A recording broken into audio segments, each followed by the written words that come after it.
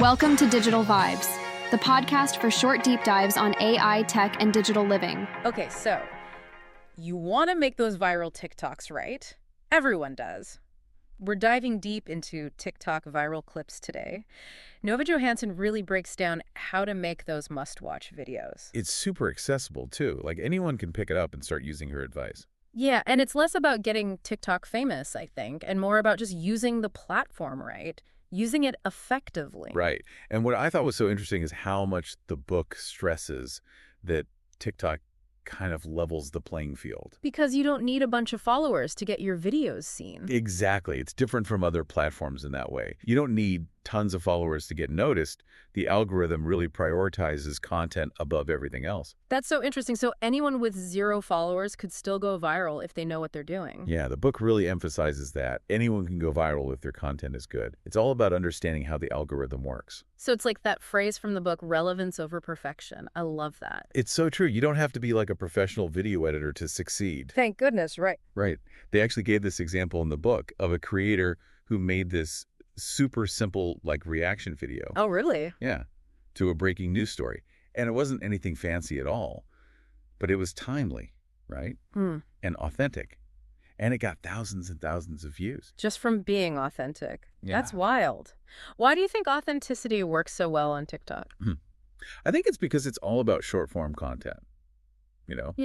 and it's often not polished. Right. It's not like perfectly curated. Exactly. Yeah. People are looking for those real moments, the relatable stuff. That makes sense. It's like those raw experiences that people connect with. Speaking of connecting with people, the book talks about humor too. Oh, absolutely. Humor is huge for getting people to actually watch your videos and engage with them, especially on TikTok, where everyone's attention span is like, 5 seconds? Basically. So how do you make sure you're being funny on TikTok, but also like actually funny? Well, the book says you should really try to find humor in everyday situations. Like those relatable things we all struggle with? Like what? Like accidentally texting the wrong person. We've all been there. Or like burning dinner when you're trying to impress a date. Oh my gosh, yeah. So it's about finding the funny in the mundane stuff. And those are the videos that do really well because everyone's like, oh my gosh, me too. And then they share it with their friends. Exactly. And then those videos end up with tons of comments and shares. Speaking of comments, the book really stresses that they're super important on TikTok. Oh, they're huge. Okay, so tell me, why are the comments so important and how do we get people talking? Basically, it all goes back to the algorithm. A busy comment section tells TikTok that people are actually interested in your video. Uh-huh. And not just like how many comments, but like the quality of the comments too. What do you mean? The book suggests actually like prompting your viewers a bit. Yeah. Like ask them a direct question in your video, or even like creating content that's a little bit controversial, Yeah. to spark some debate. Oh, interesting. So you're saying a little controversy can be a good thing. Yeah. A little debate can get people talking, sharing their opinions, and then they keep coming back to see what other people are saying. Right. It's about driving that engagement. Exactly. But obviously you don't want to be like offensive or anything. Right. It's about walking that fine line. Okay, so beyond comments then, what else does the book talk about? Visuals. They're so important. And the book really dives into those first few seconds. That's what makes people stop scrolling. The hook. Yes, exactly. You've got to give people a reason to stop scrolling. Give them something that makes them want to see what happens next. So what are some good examples of hooks? The book talks about starting with like a really surprising image or like a bold statement, something that makes people go, wait, what did they just say? It's about piquing their curiosity. Okay, Yeah. that makes sense. And then once you've got them hooked, how do you actually keep them engaged? Well, the book says editing is key. Keep it fast-paced, Yeah. And the visuals have to be clear. You want to make sure your message really comes across. So we don't necessarily need those super complicated transitions that everyone's using. I always feel like those are more distracting. Right. Sometimes simpler is better. The book actually emphasizes clarity and pacing over everything else. It's more important to get your message across quickly and clearly than to wow people with crazy edits, Yeah. especially in those first few seconds. So that totally makes sense. Okay, so how do we achieve that, practically speaking? How do you make sure your videos are clear and easy to follow? So a couple things. The book suggests using text on the screen, to highlight certain words or phrases, and like contrasting colors can really make that text pop. Oh, and choosing the right music is super important too. Like music that actually fits the vibe of your video. Oh, for sure. And like sound effects too. People forget about sound, but it's so important for videos, even short ones. Right. It adds a whole other layer. Yeah. And speaking of sound, the book had a really interesting section on voiceovers. Which I love, but like getting good audio can be a challenge. That's where AI comes in. Have you ever heard of 11 Labs? It's amazing. They have AI that can actually generate realistic voiceovers. Whoa, what? Yeah, it's super cool. And you can even choose from tons of different voices and accents. So you can find one that really fits your style. That is so cool. So even if you're not comfortable using your own voice or if you don't have a good mic, you can still have like a really professional sounding voiceover. Exactly. And that's what I love about this book. It doesn't just give you these high-level ideas. It also gives you actual tools and techniques that you can use to actually achieve those ideas. It's like having a TikTok toolkit. Okay, this is amazing. So we've talked about like the technical stuff, but what about the content itself? Like what kinds of videos should we even be making? Well, the book says that finding your niche is really important. Basically, figure out what you're passionate about and then make videos about that. Because your passion will show through. Right. And it'll attract the right audience. Exactly. So like, let's say you love to cook, right? You could do quick and easy recipe videos or cooking hacks or like restaurant reviews, whatever. Or if you're super into fashion, you could do outfit videos or styling tips or like try-on hauls. Yes, exactly. It's all about finding that thing that you love and then sharing it with the world. Okay, so find your niche. Got it. What else? Well, even when you have a niche, it's good to have a few different types of videos that you make. The book gives a ton of examples.